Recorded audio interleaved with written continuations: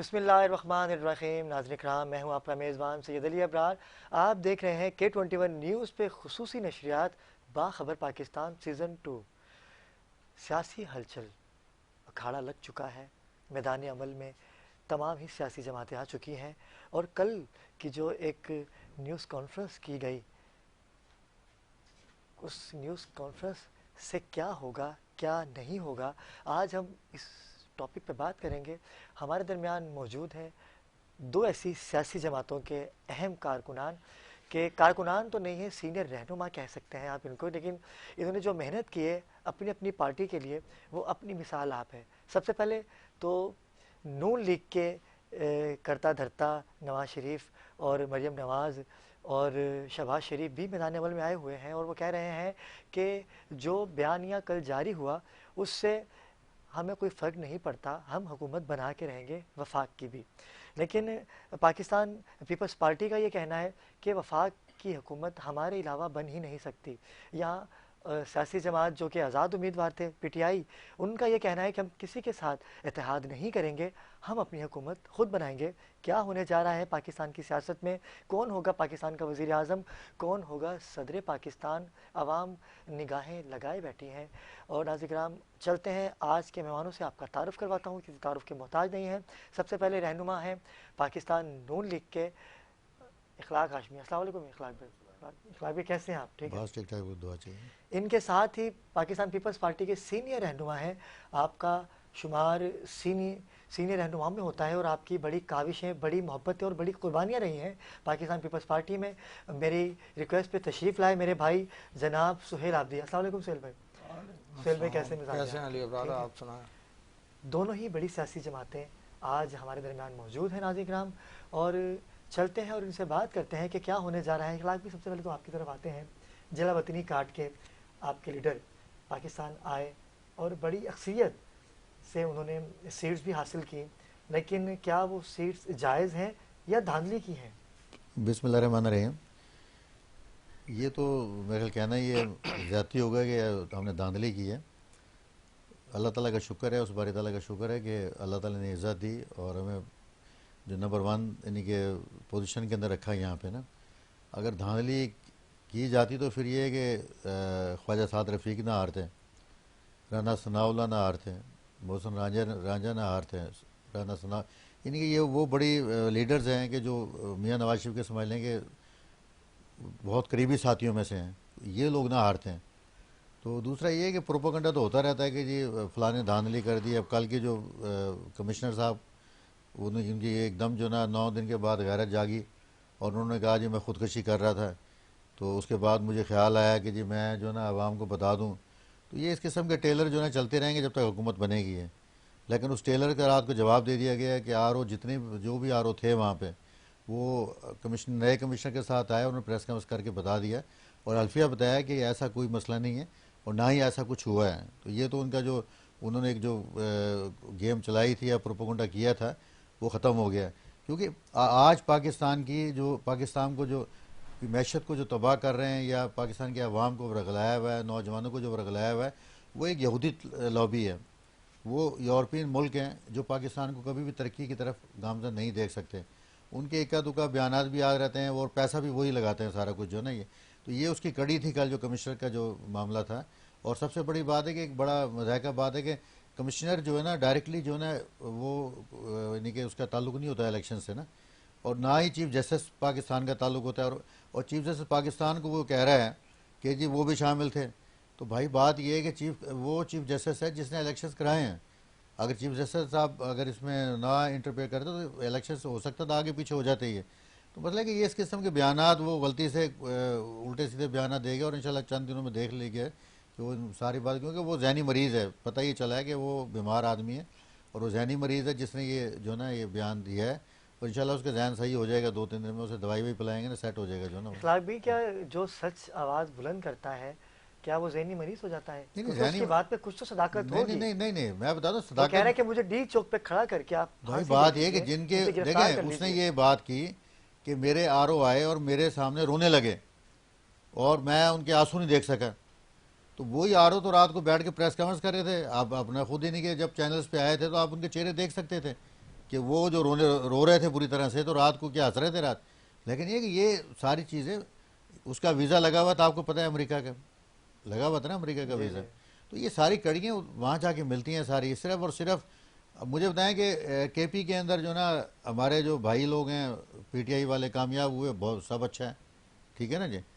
لیکن پنجاب میں انہیں آ کے سب کو بیماری پڑ جاتی ہے. کراچی کے اندر جو نا جب کراچی کا رزلٹ آتا ہے یا سندھ کا رزلٹ آتا ہے یا پنجاب کا آتا ہے تو وہاں کہتے ہیں, مجھے بتائیں اس سے زیادہ نون لیگ کیا کر سکتی ہے. مجھے بتاؤں کسی اس پہ آواز نہیں اٹھائی نون لیگ نے, کوئی احتجاج نہیں کیا, کوئی پریس کانفرنس نہیں کی ہے. اور جبکہ ظاہر 2 پارٹیاں جو اس ٹائم آئی ہیں وہ پاکستان پیپلز پارٹی ہے, نون لیگ ہے یہاں پہ نا. اب مجھے بتائیں کہ ایک اور میں آپ سے سوال کرتا ہوں کہ آپ میرے خیال پروگرام کرنے سے پہلے تھوڑا سا آزاد اراکین جو جیتے ہیں نا, صوبائی ہوں یا ان کے ایم این ایز ہوں, ان کی تو تعداد گن لیں نا کتنے ہیں. 94 کہہ رہے ہیں وہ. یار 94 نہیں رہے نا, آپ دیکھ لینا کتنے لوگ نون لیگ میں چلے گئے ہیں, صوبائی کتنے لوگ چلے گئے ہیں. تو آپ پہلے گنتی تو کر لینا اس میں. تو وہ لوگ پاگل تو نہیں تھے کہ جو ایم این ایز یا ایم پی کے جو ہمارے ساتھ آگے ملے ہیں. یہ کون سی جادو کی چھڑی ہے ناظر کرام کہ کھڑا تو میں آزاد امیدوار ہوتا ہوں, لیکن جب میں کامیاب ہو جاتا ہوں تو پھر میں اسی سیاسی پارٹی کا حصہ بنتا ہوں جو اقتدار میں رہ چکی ہوتی ہیں. کہ میں چلتا ہوں پیپلز پارٹی کی جانب, جن کا سندھ پہ راج ہے, پاکستان پیپلز پارٹی کے رہنما ہیں سہیل عابدی. سہیل بھائی, آپ نے اخلاق بھائی کی بات سنی کہ یہ کہتے ہیں کہ وہ ذہنی مریض ہیں اور ان کے ویزا بھی لگ چکا تھا, وہ یہاں سے جا رہے تھے, لیکن کچھ تو صداقت ان کی باتوں میں ہونی چاہیے. اعوذ باللہ من الشیطان الرجیم, بسم اللہ الرحمن الرحیم. تھینک یو ویری مچ علی ابرار صاحب, K21, تھینک یو. دیکھیں, آپ کا یہ جو سوال ہے, یقینی بات ہے کہ ہمارے جو کمشنر راولپنڈی لیاقت چٹھا, وہ حقیقت بات ہے کہ وہ 8 تاریخ اور 9 تاریخ اور 10 تاریخ کو بھی یہ باتیں کر سکتے تھے. اب کہاں سے اشارہ ملا ان کو, کہاں سے مونوپولیٹڈ وہ انہوں نے کانفرنس کی اور ایک دم سے میڈیا کے سامنے آئے, یہ چیزیں سمجھ سے بالاتر ہیں. باقی الیکشن میں, اس الیکشن میں ابہام تو یہاں اس کراچی جہاں کے ہم باشندے ہیں یہاں پہ بھی نظر آتا ہے کہ رات 2 بجے تک بہت سارے ایسے کینڈیڈیٹ تھے جو جیت رہے تھے, نمبر 1 کی پوزیشن پہ تھے, یا ووٹ بڑے خاطر خواہ ان کے ٹی وی چینلز آپ لوگ ہی معلومات فراہم کر رہے تھے, لیکن رزلٹ اچانک روک دیے گئے. اور جب سیکنڈ ڈے الیکشن کمشنر نے جب اناؤنس کیے تو جو تیسرے اور چوتھے نمبر کا جو کینڈیڈیٹ تھا وہ فرسٹ نمبر پہ آ جاتا ہے, اور جو آپٹینڈ نمبر تھے اس وقت کے حساب سے کینڈیڈیٹ سے وہ تیسرے چوتھے نمبر پہ آ جاتے ہیں. تو یہاں تو دیکھیں ابہام تو ہے, لیکن جب آپ بات کر رہے ہیں کمشنر پنڈی کی, راولپنڈی کی, لیاقت چٹھا کی, تو وہ ذہنی مریض ہے یا نہیں ہے اس کے متعلق تو میں نہیں کہہ سکتا, لیکن یہ ایک پلانڈ گیم ہے. اچھا, اگر واقعی ان کا ضمیر زندہ تھا تو آن ٹائم 9 تاریخ کو 10 تاریخ کو کیوں نہیں انہوں نے یہ سچائی پیش کر دی؟ اس وقت لالچ ہوگی دل میں, کیونکہ چلیں دل میں لالچ کس چیز کی, تو اس کا مطلب پلانڈ ہے کہ کہیں نہ کہیں سے ان کو ٹپ دی گئی تھی اور وہ یا تو ٹپ واپس لے لی گئی یا اس سے بڑی کوئی دوسری ٹپ دے دی گئی کہ آپ اس قسم کا اپنا اسٹیٹمنٹ ایک دیں, یا کچھ اور ہونے والا ہے, یہ بھی کہہ سکتے ہیں. میں بھی کہ کیونکہ ابھی جو ہے نا یہ بڑی انسرٹین سی پوزیشن ہے. میں آپ کو یہ نہیں کہوں گا کہ جی کچھ سنگل میجر پارٹی ابھی کوئی بھی نہیں ہے, سنگل میجورٹی کسی کے پاس بھی نہیں ہے, بالکل ایسا ہی ہے. اور حکومت جو بنے گی وہ کولیشن گورنمنٹ بنے گی, مشاورت سے, مطلب مختلف پارٹیز ہو سکتی ہیں, یا 2 بڑی پارٹیاں پاکستان پیپلز پارٹی اور PMLN ہو سکتا ہے, دونوں بڑی پارٹیاں مل کے حکومت سازی کریں, حکومت بنائیں. لیکن یہ جو انڈیپینڈنٹ تھے جن کے پاس فی الوقت کوئی پلیٹ فارم نہیں تھا انڈیپینڈنٹ کی حیثیت سے آئے, کہیں کہیں تو جادو کی چھڑی ایسی چلی, اور کراچی کے انڈیپینڈنٹس کی تو ایک الگ ہی مطلب جادو کی چھڑی چلی ہے. وہ رزلٹس آپ لوگ بھی اناؤنس کر رہے تھے, تمام چینلز اناؤنس کر رہے تھے, آپ وہ رات کا رزلٹ دیکھ لیں, اور پھر نیکسٹ ڈے کا کچھ ریزلٹ دیکھ تو لیں. ابھی تک نہیں آ سکے, ابھی تک اور گنتی چل رہی ہے. اب آپ یہ دیکھیں کہ اب اس میں کہاں مطلب الیکشن کمیشن کو قصوروار ٹھہرایا جائے یا کس ادارے کو ٹھہرایا جائے. تو یہاں تو یہ ہے کہ لب کشائی کرنا بھی مشکل ہے. لیکن چٹھا صاحب نے کل پردہ فاش کر تو دیا. اگر ہم کسی کے سامنے یہ سوال رکھتے ہیں کہ بھائی فلاں بندہ مجھے پھانسی دے دے, کھلا کہہ رہے ہیں وہ کہ بھائی اگر میں نے غلط کیا ہے, اگر نہیں میں نے غلط کیا ہے, میں قصوروار ہوں, مجھے گرفتار کیا جائے, اور یہ افراد میرے ساتھ اس معاملے میں ملوث ہیں. اچھا وہ کنفیس کر رہے ہیں کہ میں نے غلط کیا, یہ افراد میرے ساتھ ملوث ہیں, ان کو بھی سزا دی جائے جیسے مجھے دی جائے. اچھا تو پھر کوئی ایک دو نام اور بھی لے لیتے وہ. مگر میں یہ سمجھتا ہوں کہ یہ کوئی مونوپولیٹڈ گیم ہے, اور ان افراد کے کہنے پہ پہلے انہوں نے غلط کام کیوں کیا جس کو اب کنفیس کر رہے ہیں وہ. تو میں سمجھتا ہوں یہ سیاست کے ساتھ سب سے بڑا جمہوریت کے ساتھ کھلواڑ ہے. یہ بھی تو ہو سکتا ہے سہیل بھائی کہ وہ کہتے ہیں نا کہ صبح کا بولا شام کو گھر آ جائے, تو اسے بولا نہیں کہتے. شاید ان کے نہیں, زمین جس میں پوسٹ پہ وہ ملامت بیٹھے کر دی تھے ہو. یہاں لوگوں کے مقدر وہ بولتے ہیں کہ میں نے 70,000 ووٹ لوگوں کو ڈلوا کے بالکل ایسا ہارے ہی ہے. لوگوں کو ہاں جتوایا. ایسا ہی ہے. تو آپ کا یہ عمل اس ملک کے لیے, اس ملک کی سالمیت کے لیے, اس جمہوریت کے لیے بہت بڑا ایک مطلب سوال بن کے اٹھائے. اور اب آپ یہ کہتے ہیں تو آپ کی کون سی بات کو, آپ کا ضمیر اس وقت تو مردہ تھا, اب آپ کا ضمیر زندہ ہوا ہے, تو آپ یا تو اس وقت زندہ کر لیتے ہیں یا وہی آروز جب نیکسٹ ڈے ایک اور نیوز کانفرنس یا پریس کانفرنس کرتے ہیں تو وہ اس سے ڈینائی کر رہے ہیں. اب کس کی لا بات کو تعلقی کا سچ اظہار مانا کر جائے. دیا انہوں نے. جی, تو ہمارے یہاں جو ہے نا اس قسم کے ٹاپ ٹو باٹم جہاں بھی لوگ ہیں ایک ٹرانسپیرنٹ انویسٹیگیشن کی جانی چاہیے, اور جو مورد الزام ہے اس کو قرار واقعی سزا ملے, چاہے وہ کسی بھی لیول کا کوئی بھی شخص ہو. لیاقت چٹھا جو کمشنر راولپنڈی ہے, اگر ان کی بات میں سچائی ہے تو وہ محرکات دیکھے جائیں کہ وہ کون سے تھے جنہوں نے یہ کام کرنے پہ تحقیقات کی مجبور جائے, کیا. آپ کا یہ کہنا ہے. جی, اور اگر یہ مونوپولیٹڈ گیم ہے تو ان کے پیچھے کہاں تک وہ آئینی ہاتھ ہیں جنہوں نے ان سے کروایا اور اب ان سے کہلوایا. اچھا سہیل بھائی, ان کے اس بیان سے مجھے بتائیے گا کہ پیپلز پارٹی کو کس حد تک نقصان ہو سکتا ہے؟ دیکھیں, جمہوریت کو نقصان, اور جمہوریت کے لیے اس ملک میں جو قربانیاں پاکستان پیپلز پارٹی نے دی ہیں وہ کوئی پارٹی اتنا بڑا دعویٰ کر ہی نہیں سکتی.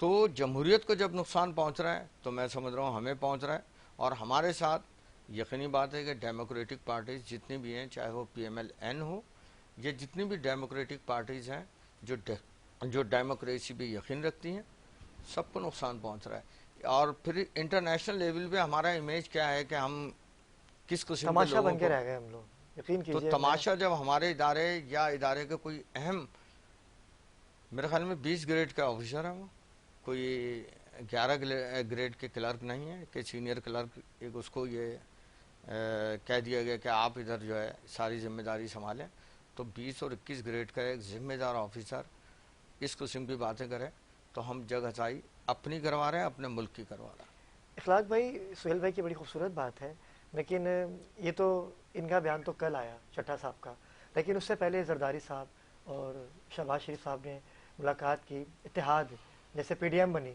اس کے بعد تمام ہی لوگوں کو انہوں نے ملا لیا, پھر اس کے بعد تمام لوگوں کا الگ الگ بیان آیا. پہلے میں آپ سے اس چیز کا سوال کرتا ہوں, پھر میں سہیل بھائی کی طرف بھی جاؤں گا. ابھی کیا دیکھتے ہیں کہ آپ الگ بیٹھیں گے, پیپلز پارٹی الگ بیٹھے گی, یا مشاورت کے ساتھ اتحاد کے ساتھ آپ حکومت میں آئیں گے؟ نہیں دیکھیں, یہ تو ہائی لیول پہ ان کی کمیٹی بنی ہوئی ہے, ہماری کمیٹی بھی ہے, پیپلز پارٹی کی بھی کمیٹی ہے, جو بیٹھ کر ان کے معاملات کو طے کر رہے ہیں. اب وہ معاملات اگر طے ہو جاتے ہیں خوش اسلوبی کے ساتھ تو پھر ظاہر سے مل کے پارٹی ہم حکومت بنائیں گے. اگر ان معاملات کے اندر, کیونکہ دیکھیں 16 مہینے کے اندر تمام تر, آپ مولانا فضل الرحمان کو لے لیں, کسی سیاسی پارٹی کو آپ لے لیں, ایم کیو ایم کو آپ لے لیں, میرے خیال سے جن کے پاس بھی وزارتیں تھیں انہوں نے اپنے لوگ بھی بھرتی کیے, کام بھی کرائے, مزے بھی لوٹے, پروٹوکول بھی لیے, سب کچھ لیا, لیکن آخر میں الیکشنز کے اندر یہ کہا گیا کہ یہ سارا کچھ تو جو ہے نا یہ شہباز شریف صاحب نے کیا ہے, ہمارا تو کیا ہوا بھی نہیں ہے. اس کے بعد مولانا فضل الرحمان کے بھی اسٹیٹمنٹ آپ کے سامنے آ گئی ہے کہ بہترین قسم کی جو وزارتیں تھیں وہ مولانا فضل الرحمان کے پاس تھیں, مواصلات ان کے پاس تھیں, مذہبی امور ان کے پاس تھیں, یعنی کہ کون سی جو اچھی وزارت ہے ان کے پاس نہیں تھی. ایسا کیا ہوا کہ وہ ایک نہیں دم نہیں سن لیں نا پہلے, الگ ہو گئے؟ نہیں سن لیں. اب انہیں دیکھیں, آپ جب وزیر بن کر کام نہیں کریں گے نا تو پھر عوام آپ کو ووٹ نہیں دے گی. اب مسئلہ یہ ہے کہ اب سمرو صاحب کا لے لیں, 1 لاکھ کا اپنا ہے بلاول بھٹو صاحب کا اور سمرو صاحب کا. اسی طرح سندھ میں ان کے دوسرے جو بھائی ہیں ان کا بھی اتنا ہی فرق ہے. تو مجھے بتائیں 5-10 ہزار کی تو آپ بات کر سکتے ہیں کہ جی آپ بے ایمانی کر دی, دھاندلی ہو گئی, 20 ہزار ووٹ ڈال دیے, لیکن 1 لاکھ ووٹوں کا آپ کس طرح سے کر سکتے ہیں مجھے بتائیں. اب یہ جب عوام نے ریجیکٹ کیا ہے, اور ایک بات یہ ہے کہ لاڑکانہ کی سیٹ جو ہے وہ بلاول بھٹو کی سیٹ ہے, ان کی والدہ کی سیٹ ہے وہ. تو مسئلہ ہے کہ اب یہ میں کہتا ہوں کہ عجیب و غریب مسائل. اب آپ یہی مولانا فضل الرحمان صاحب جا کے جیتے بلوچستان سے, ان کے 3 لوگ جیتے نا MNA, 4 سیٹیں MNAs کی ان کے پاس ہیں. تو اس کے بعد کون سی دھاندلی ہو گئی. لیکن ان کی جو ڈیمانڈ تھی وہ یہ کہتے تھے کہ یہ CM بھی ہمیں دیں اور صدر بھی ہمیں بنائیں. اچھا ان کی اچھا ڈیمانڈ اچھا پیپلز جو پارٹی جو کی. فیصل کنڈی صاحب نے بھی اپنی پریس کانفرنس میں کہا یہ جی بات جی نا کہ ان کے بھائی کہتے پھرتے تھے. اب اس کے اوپر ان کی ناراضگی ہوئی ہے, سسٹم سے جو ناراضگی ہے ان کی, وہ سارے سسٹم کی ناراضگی کو لے کے اب دیکھیں سب سے زیادہ جو اپنا PTI والے یا ان کے جو سربراہ تھے وہ ہر جلسے کے اندر جتنی توہین آمیز باتیں کرتے تھے مولانا صاحب کے خلاف, ہمارے لیے قابل احترام ہے مولانا فضل الرحمان صاحب, اور اتنی ہی توہین آمیز باتیں جو کرتے تھے وہ کرتے تھے مولانا صاحب. لیکن یہ کون سی یعنی کہ یہ جو نا پڑیا ہے کہ آپ گئے, آپ نے ساری باتیں بلا دیں اور اس کے بعد آپ نے السلام. اچھا مزے کی بات یہ ہے کہ مولانا صاحب کو ہرانے والا جو ہے KP کے اندر وہ PTI کا بندہ ہے, ناراضگی ہمارے ساتھ ہے ان کی بھئی. اور مجھے بتائیں شہباز صاحب جب وزیر اعظم تھے صبح اٹھتے تھے تمام کولیشن پارٹنرز کے بغیر کوئی فیصلہ نہیں کرتے تھے, اور دن میں پتہ کتنے کتنے چکر لگاتے تھے ان کے پاس. وہ صبح اٹھ کے سب سے پہلے ٹیلی فون اپنے کولیشن پارٹنرز کو کرتے تھے. جتنے کام کولیشن پارٹنرز کے ہوئے ہیں, میں کہتا ہوں میں یہ چیلنج دیتا ہوں آج آپ کے چینلز کے اوپر بیٹھ کے, کوئی ایک ہمارا ورکر بتا دیں جسے کوئی نوکری ملی ہو, جس کا کوئی کام ہوا ہو, یا ان کی رسائی ہوئی ہو ہمارے منسٹرز تک ان کی رسائی ہو. حالانکہ میں تمام سیاسی پارٹیوں کے دفاتر میں جاتا تھا, میں نے جا کے دیکھا کہ تمام لوگوں کا رش لگا ہوتا تھا, کام ہو رہے تھے تمام سیاسی پارٹیوں کے, لیکن بدنامی کسے ملی؟ نون لیگ کو جو ہے نا. تو مسئلہ ہے کہ ہم نمبر 1 سے ہم جو ہے نا 2 نمبر کے اوپر آ گئے. تو ہم نے تو سیاست میں کھویا نا, ہم نے کچھ پایا تو نہیں سیاست میں نا. اس میں پیپلز پارٹی نے آپ کے ساتھ جب مشاورت کی, ہم نے دیکھا ایک طویل میٹنگ ہوئی آپ کی, انہوں نے بھی کچھ آپ سے ڈیمانڈز کی یا آپ نے ان سے نہیں ڈیمانڈ؟ دیکھیں جی یہ میں بات نہیں کروں گا, اس لیے بعد میں نہیں کروں گا کیونکہ یہ میں نے آپ کو بتایا جو کمیٹیاں بنی ہوئی یہ میرا قائد فیصلے کرتا ہے جو بھی کرتا ہے نا. اب میں یہاں بیٹھ کے آپ کے چینلز پہ کوئی بات ایسی کر دوں کہ جو پالیسی کے ہمارے غلط ہو یا وہ بات غلط ثابت ہو جائے تو میں ایسی کوئی بات نہیں کروں گا. چلیں سہیل بھائی سے ہاں پوچھ لیتے ہیں. سہیل بھائی اتحاد کی بات ہو رہی تھی اور کسی حد تک بیٹھ بھی گئے, اتحاد کامیابی کی طرف جا رہا ہے اور ابھی تک تو جا رہا ہے, ابھی تک جو دیکھا جا رہا ہے وہ جا رہا ہے, لیکن یہ چھٹا صاحب کی پریس کانفرنس کے بعد کچھ تبدیلی آئے گی؟ دیکھیں ڈیموکریٹک جو بھی فورسز ہیں ان کو فرق ایسا کوئی نہیں پڑے گا.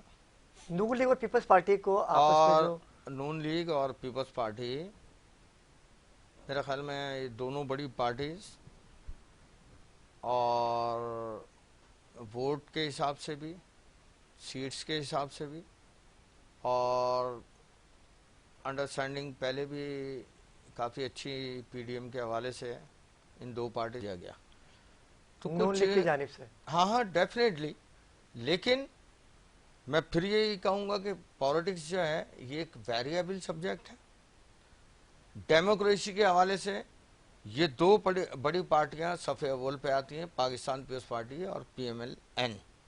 بعد میں اس پہ بیٹھے, لیکن اسی حکومت نے پھر کہا کہ نہیں یہ غلط تھا اور پروانے جاری کیے گئے. میں خود بھی اریسٹ ہوا تھا اور بڑی پرتشدد گرفتاری ہوئی تھی دادا دربار پہ میری.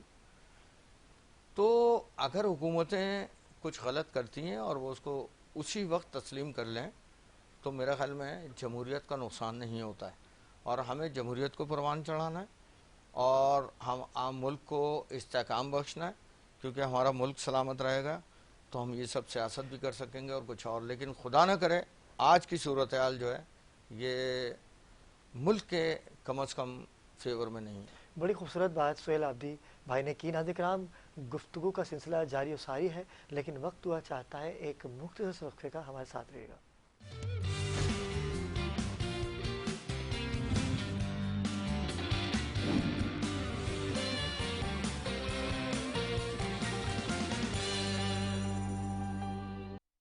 हमारे साथ धांधली हुई, कुछ भी हुआ होगा, लेकिन क्या अलमिया है, क्या होगा कि इलेक्शन के 10 दिन बाद हुकूमत बनती है।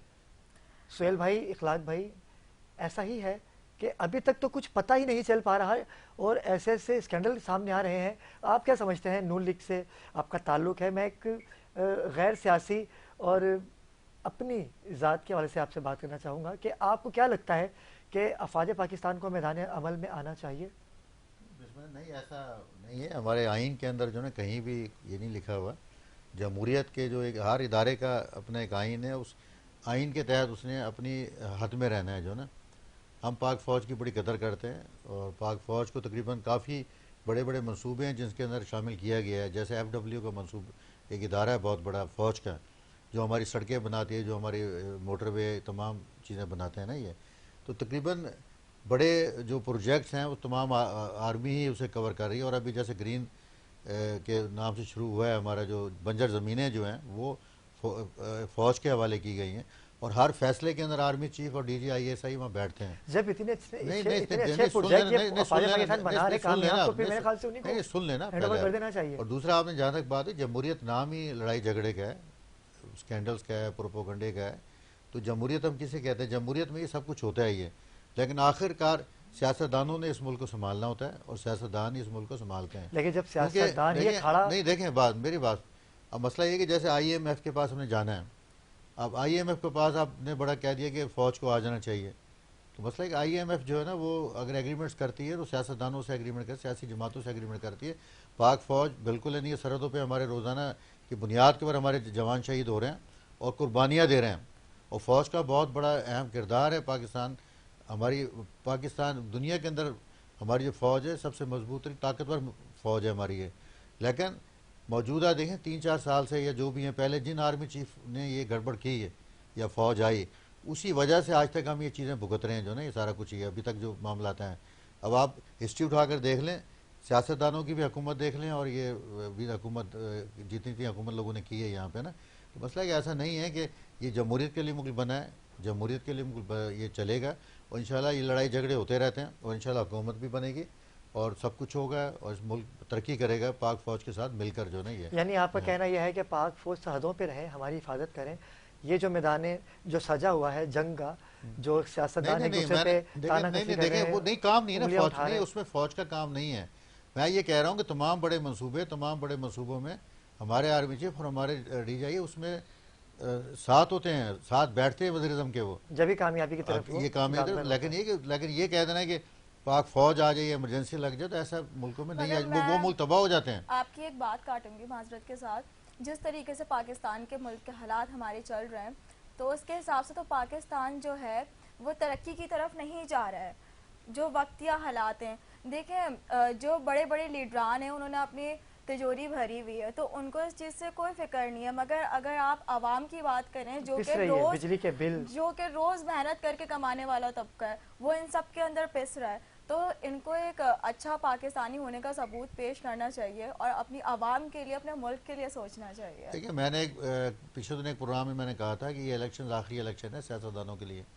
अगर सियासतदान अगर अभी भी ना समझे, जैसे कि बिलावल भुट्टो साहब ने अपना प्रोग्राम पेश किया है, जो है ना मंशूर अपना पेश किया है, तो मैं उनसे भी तवक्को करूँगा और शहबाजी साहब से तवक्को करूँगा कि जो मंशूर उन्होंने पेश कर दिए हैं ना, उनके ऊपर अमल भी करें, अमल दरामद। अच्छा, उसमें देखें, ये बिल्कुल आपकी बात बजाय कि महंगाई का दौर है, गरीब आदमी, मैं खुद यानी कि लेबर विंग का कराची का सदर हूँ, मैं अपनी आंखों से देखता हूँ मज़दूरों के घरों में जब जाता हूँ मैं, उनके छोटे छोटे घर हैं, बिजली के बिल अदा नहीं कर सकते, गैस के बिल, अभी फिर गैस का बढ़ा दिया है, बिजली के नर्ख बढ़ा दिए हैं। तो ये बिल्कुल मैं भी उसी आवाम का हिस्सा हूँ, अपना बाबजी साहब भी उसी आवाम के हिस्से हैं। लेकिन ये कि ये हम भी अपने घरों के बिल भर रहे हैं, लेकिन ये प्रॉब्लम उस वक्त आती है जब मुल्क हमारा, अब मुझे बताएं, फिर हम वहीं पे आकर खड़े हो जाएंगे, आप फिर सियासतदानों की बात करेंगे। आप जो 3.5 साल का दौर था, 3.5 سال کا دور تھا، وہ اس دور کے اندر سارا کچھ یہ ہوا، ٹھیک ہے نا جی. لوگوں نے جناب کہا جی اسے نکالیں باہر، حکومت سے باہر کریں، لیکن ایک قانونی طریقے سے تحریک عدم پیش کی گئی کہ حکومت آئی. لیکن کیا ہوا اس کے بعد مجھے بتائیں ابھی کیا ہوا ان الیکشنز کے اندر. تو لیکن یہ کہ ہمارے لوگ جب تک باشعور نہیں ہوں گے، جب تک انہیں پتہ نہیں چلے گا کہ ووٹ ہم نے کس کو دینا ہے یا کس نے کام کیا ہے، تو اس وقت تک جو ہے نا یہ ملک صحیح نہیں ہو سکتا ہے. سہیل بھائی، اخلاق بھائی کی آپ بات سماعت کر رہے ہیں، کیا لگتا ہے آپ کو کہ افواج پاکستان کو میدان عمل میں آنا چاہیے؟ ان کو پاکستان کو ٹھیک تو وہی ایک ادارہ ہے جس پہ ہم اعتماد کرتے ہیں، جس پہ ہم بھروسہ کرتے ہیں، جو ہماری جان و مال کی حفاظت کرتے ہیں، تو کیا ان کو آ جانا چاہیے؟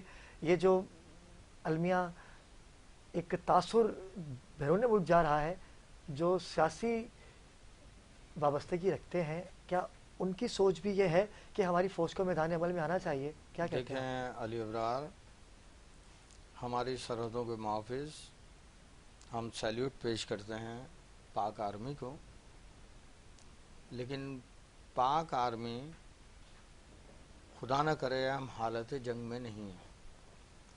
جب حالت جنگ میں کوئی ڈیموکریٹک کنٹری ہوتی ہے تو آرمی اپنا رول پلے کرتی ہے. اور اس سے قبل ضیاء رجیم آپ نے دیکھی 90 ڈیز کے لیے الیکشن کرانے آئے تھے، 11 سال مسلط رہے، آخر میں ہوا میں معلق ہو گئے اور باڈی کا بھی پتہ نہیں چلا.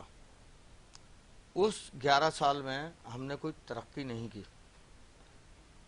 پاک فوج ہمارا سب سے زیادہ مقتدر ادارہ ہے، لیکن جب ہمارے پولیٹیشنز، ہمارے تمام ادارے ناکام ہو جاتے ہیں، پھر پاک فوج کوئی انٹرفیرنس کرتی ہے لیکن یا جنرل ٹیک پرویز اوور کرتی ہے. مشرف کی اگر حکومت کی بات کی جائے تو پاکستان بہت ترقی پہ تھا، نہیں مہنگائی نہیں تھی. ہاں، یہ آپ کہہ سکتے ہیں کہ یہ جو ہیوج ڈیئرنیس، ریشو آف ہیوج ڈیئرنیس، ہوش ربا مہنگائی جسے ہم بولتے ہیں، یہ جو آئی تو یہ خاص کر پھر وہ بات ہو جائے گی کہ ہم کسی کو مورد الزام ٹھہرا رہے ہیں. 2018 کے بعد سے جو ماشاءاللہ سے یہ ڈالر رکنے پہ نہیں آ رہا تھا، پھر ابھی بات ہوئی کہ بڑا مطلب افسوس کے ساتھ یہ کہنا پڑتا ہے کہ جنرل مشرف صاحب کے دور میں جبکہ الیکٹرک کو پرائیویٹائز کیا جا رہا تھا تو محترمہ بینظیر بھٹو شہید نے کہا تھا کہ یہ بہت زیادہ نقصان دہ ہوگا اور اس کو پرائیویٹائز نہیں ہونا دیا جائے، لیکن وہ پرائیویٹائز ہوا. اور آج وہ بے لگام گھوڑا ہے کہ نہ فیڈرل گورنمنٹ کے ہاتھ میں اس کی لگام ہے، نہ کسی وہ پروونشل اپنی من گورنمنٹ کے مرضیاں ہاتھ کر میں. رہے ہوتے ہیں، اتنی زیادہ ہیوج بلنگ کہ یہاں ہم سب، متاثر ہیں. آپ سے لے کے ندا شیخ سے لے کے اخلاق صاحب تک اور مجھ تک، ہم سب افیکٹوز ہیں. اسی طریقے سے ہم نیچرل گیس جو ہماری ہے، ہم اس میں خود کفیل ہیں. تھر کے اندر آپ دیکھ لیں کہ ٹھیک ٹھاک ہم وہاں گیس پیدا کر رہے ہیں، لیکن day by day gas charges میں اضافہ ہو رہا ہے اور نہ جانے کون کون سے عوام کے اوپر ٹیکسز کے بوجھ. تو سہیل بھائی یہ کیسے ہوگا؟ اس کو اسی وقت کہ جب حقیقتاً یہ حالات نہ ہوں، ہمیں مفادات کے تحت کولیشن گورنمنٹس اگر بنتی ہیں، تمام کے تمام عوام کے لیے سوچیں. اور پھر میں یہ بات کہوں گا کہ شہید ذوالفقار علی بھٹو کا جو ایجنڈا تھا، اور پہلی فرسٹ ڈیموکریٹک گورنمنٹ پاکستان میں اگر آئی تو شہید ذوالفقار علی بھٹو کی آئی، لیکن انہوں نے تعلیم سے لے کے روزگار تک، ہماری پاک فوج سے لے کے اور کوئی بھی ادارہ ملک کا آن ڈیپوٹیشن، اس سے پہلے سلسلہ نہیں تھا کہ تمام کوئی بھی ہمارے وہ آن ڈیپوٹیشن جا سکتے تھے اپنے ادارے سے پرمیشن لے کے. ان کی مختلف ممالک میں پوسٹنگ ہوا کرتی تھی. اس ایک غیر مستند مطلب ٹیمپریریلی ایک کانسٹیٹیوشن تھا جس پہ ہم چلے آ رہے تھے. ایک مستند آئین شہید ذوالفقار علی بھٹو نے دیا. اور کسی بھی اگر ایک گھر کا بھی ایک اگر آپ دیکھیں کہ کوئی اسٹینڈرڈ آپ مینٹین کرتے ہیں اور ایک اس کا طریقہ کار وضع کرتے ہیں تو گھر بہترین انداز میں چلتا ہے. اس کے بعد اس ملک نے ترقی کرنی شروع کی. نیوکلیئر پاور اس ملک کو بنانے میں ابتدا شہید ذوالفقار علی بھٹو نے کی، جس سے کہ دیگر وہ ممالک جو پاکستان کو ایک لقمہ اجل سمجھ رہے تھے وہ خوفزدہ ہونے لگے، اور اس کی پایہ تکمیل یقینی بات ہے کہ نواز شریف صاحب کے دور میں بھی ایٹمی تجربات ہوئے، اور ہم پالیٹکس کے اندر ساتھ بیٹھتے بھی ہیں اور کہیں کہیں جو اختلافات ہوتے ہیں اس کو اجاگر بھی کرتے ہیں، لیکن پاکستان پیپلز پارٹی نے جس انداز میں جس طرح سے اس ملک و قوم کی خدمت کی، تعلیم عام کرنا، اس فیوڈلزم کا خاتمہ، ایک مزدور ایک کسان کو اسمبلیوں میں پہنچانا، یہ تمام چہرہ پاکستان پیپلز پارٹی ہے، اس کے بانی چیئرمین اور first democratic prime minister of Pakistan اور تھرڈ ورلڈ کے سب سے بڑے لیڈر شہید ذوالفقار علی بھٹو کو آتا ہے۔ صرف پیپلز پارٹی کے لوگوں کو تو نہیں، in favour of Pakistan, public of Pakistan, Pakistan کی عوام کے لیے جو کچھ وہ کر کے چلے گئے، جس کی پایہ تکمیل شہید بے نظیر بھٹو کر رہی تھی۔ لیکن آپ نے دیکھا کہ وہ لیاقت باغ جہاں اس ملک کے پہلے وزیر اعظم کو شہید کر دیا گیا، وہیں شہید محترمہ بے نظیر بھٹو صاحبہ بھی لیاقت باغ سے جب اسپیچ کر کے ایک کامیاب جلسہ کر کے نکل رہی تھیں تو ان کو شہید کر دیا گیا۔ لیکن افسوس جوڈیشری کے اگینسٹ آج تک کچھ نہیں ہوا، شہید ذوالفقار علی بھٹو کو ناکردہ گناہ کے جرم میں تختہ دار پہ چڑھانے پہ، بے نظیر بھٹو شہید کے قاتل آج تک گرفتار نہ ہو سکے۔ تو اب ہم کوئی بھی قیمتی ایک پیٹریوٹک لیڈر چاہے کسی بھی پارٹی کا، ہم پیپلز پارٹی کی بات نہیں کر رہے، اب ہم اس کو کھونا نہیں چاہتے، ملک میں امن چاہتے ہیں، استحکام چاہتے ہیں، اور ایمرجنسی کی ہماری ندا شیخ صاحبہ نے بھی بات کی، وہ ٹھیک ہے کہ لوگ جب سیاستدانوں سے مایوس ہوتے ہیں تو ہماری پاک آرمی کی جانب دیکھتے ہیں، بالکل، لیکن ایمرجنسی لگنا یا مارشل لا کا نفاذ یہ ٹوٹل آئین کے منافی ہے، اور پوری جو ڈیموکریٹک ورلڈ ہے وہ اس کنٹری سے قطع تعلق ہو جاتی ہے جہاں ڈکٹیٹرشپ آ جاتی ہے۔ اچھا اخلاق بھائی، آخر میں میں چاہوں گا کہ آپ بھی کوئی اپنا میسج نہیں دینا دیکھیں، چاہتے میں ہیں تو۔ صرف یہ بتاؤں گا کہ سیاستدانوں کو اب کرنا کیا چاہیے۔ یہ تو ساری باتیں ہوتی رہتی ہیں، جب فلاں نے یہ کیا، بالکل آخر اب میں بھی اگر نہیں سنیں، میں بھی اپنا اگر میسج کہنا شروع کر دینا دوں، چاہیں تو۔ میں صرف یہ کہتا ہوں کہ ہمارے سیاستدانوں کو یہ کرنا ہوگا کہ یہ اپنے جو اخراجات ہیں کم کریں، بیوروکریسی مزے کر رہی ہے، ان کے اخراجات کو کم کریں، اور ملک کے اندر جو ہے نا فالتو اخراجات کو جب ختم کر دیں گے، یہ عیاشیاں ختم کر دیں گے، یہ پروٹوکول ختم کر دیں گے، تو اس کے بعد یہ غریب عوام کی طرف وہ پیسہ جو نا آئے گا واپس۔ یہ آپ اپنے لیڈران سے بھی کہہ رہے ہیں؟ میں تمام لیڈران سے کہہ رہا ہوں، میں سب لیڈروں سے میں کہہ رہا ہوں، دیکھیں ہماری جو ایک منٹ جو ہمارا جو اسمبلی کا جو اجلاس چلتا ہے اس کا کتنا خرچہ ہوتا ہے، ایک ایم این اے آج کتنے پیسے لے رہا ہے پاکستان کے خزانے سے، اس کے بعد آپ کا بیوروکریٹ کیا کر رہا ہے، ایک سیکٹری کے نیچے 10 سیکٹریز ہیں جن کا کوئی کام نہیں ہے، اور تمام جو ہے نا بیوروکریسی مزے کر رہی ہے، جرنیل مزے کر رہے ہیں، پاکستان کی پروٹوکول اتنا دیا ہوا ہے کہ کسی لیڈر کو آپ اٹھا کے دیکھ لیں وہ بنتا نہیں ہے، اس کے بعد پروٹوکول دے دیا جاتا ہے، بالکل اخلاق بھائی، آپ بھی دل برداشتہ ہیں، یہ ساری چیزیں ختم کرنی ہوگی، اگر یہ ختم نہیں کریں گے تو پھر ظاہر ہے عوام جو ہے یہ کب تک پیچھے گی۔ آج کے پروگرام میں ہم نے ایگری ود اٹ کہ ہمارے جتنے بھی سیاستدان ہیں وہ کرپٹ ہیں۔ نہیں کرپٹ نہیں میں کہہ رہا، یہ آپ غلط کہہ رہی ہیں، کرپشن کی آپ بات میرے نہیں منہ میں کی الفاظ نہ انہوں نے۔ ڈالیں، میں نے کرپشن کی بات نہیں کی، دیکھیں، میں یہ کہتا ہوں کہ آپ نے انہیں کرنا پڑے گا، سنیں میری بات سنیں، انہیں یہ کرنا پڑے گا، جو ایم این اے بنتا ہے 5 کروڑ روپے دے کے بنتا ہے، خرچ کرتا ہے وہ، چلے تو ناظرین اگر کرام، وہ ٹکٹ نہیں یہ لے گا، بات کہیں اور اخراجات چلی نہیں جائے گی لے گا اخلاق تو بھائی، کوئی مسئلہ نہیں اس کے لیے۔ انشاءاللہ اس ٹاپک پہ ہم اگلے پروگرام میں بات کریں گے، اور میں تو بس یہی چاہتا ہوں کہ پاکستان میں جو بھی آئے، وزیر اعظم ہو یا صدر پاکستان ہو، پاکستان کی بات کرے، پاکستانی عوام کی بات کرے، اے اللہ پاک ہمیں ایسے حکمران عطا کر کہ جو پاکستان میں غربت ختم کر دے، مہنگائی کو ختم کر دے، وہ کوئی بھی ہو، لیکن عوام دیکھ رہی ہیں کہ کون ان کا مددگار ہوگا۔ انشاءاللہ ہم اللہ سے مدد مانگنے کے ساتھ ساتھ حکمرانوں پہ بھی توقع رکھ لیتے ہیں، لیکن جہاں تک ایمرجنسی کی بات آئی، افواج پاکستان کی بات آئی، تو افواج پاکستان بھی ہماری مددگار ہیں، اور وہ جاگتے ہیں تو ہم سوتے ہیں۔ ناظرین کرام، انشاءاللہ کل ہوگی آپ سے ملاقات، تب تک کے لیے اللہ حافظ۔